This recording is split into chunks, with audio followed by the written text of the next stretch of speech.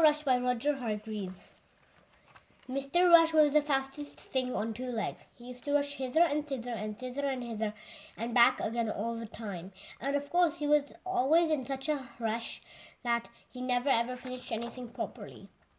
One morning he woke up with a jump. He'd only had time for 3 hours sleep because he'd been rushing about for so long the day before. "Oh dear!" he cried, leaping out of bed. "I'm late!" And he rushed into his bathroom and washed not very well, as he was in such a hurry, and cleaned one tooth and rushed downstairs 3 at a time. Mr. Rush had a boiled egg and toast and a cup of tea for breakfast. He boiled the egg for 5 seconds and it tasted awful. He toasted the bread for 1 second until it wasn't brown at all. And as he couldn't bear to wait for the kettle to boil, he made his tea out with cold water. What a horrid breakfast! And of course, he was in such a rush he only ate half of it. Rush, rush, rush, silly fellow. After his half breakfast, he rushed off out of his front door, leaving it open, down his garden path, out of his garden gate, leaving it open too, and off down the lane. He passed Mr. Happy. "Hello!" called Mr. Happy. "Good morning, Mr. Rush. Where are you off to?" "Can't stop," cried Mr. Rush. "I'm in too much of a hurry." "I can see that," thought Mr. Happy to himself as he watched Mr. Rush disappear into the distance. "I wonder where he's going." Where Mr. Rush was going was nowhere, fast as usual. Mr. Rush rushed around all morning and then rushed home and had a quick bite to eat, a sandwich without bread, and then rushed off again and rushed around all afternoon. That evening he was reading a magazine. He never had time to read a book when he saw an advertisement for a holiday. "Ooh," he said, "I like that. Haven't had a holiday for ages."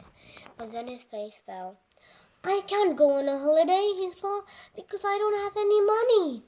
And then he thought again, and his face rose. "I know," he thought, "I'll get a job." And so the following morning he rushed off and got a job with a farmer milking cows. But of course he wasn't any good at that, because if there's one thing a cow can't stand, it's being rushed, especially when it's being milked. So Mr. Rush rushed off and got himself another job, driving a bus. But of course he wasn't any good at that, because he was always in such a rush. He never stopped at any of the bus stops.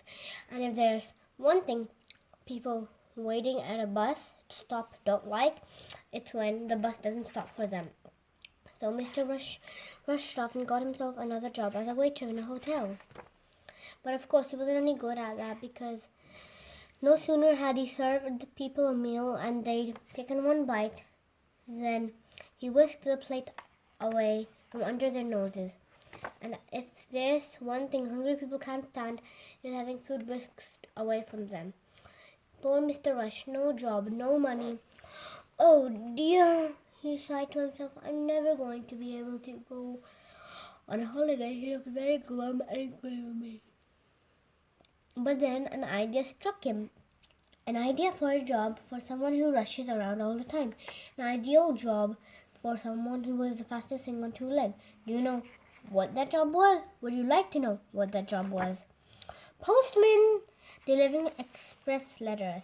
Mr. Rush was so good at it, he delivered twice as many letters in half the time any postman had ever done it before.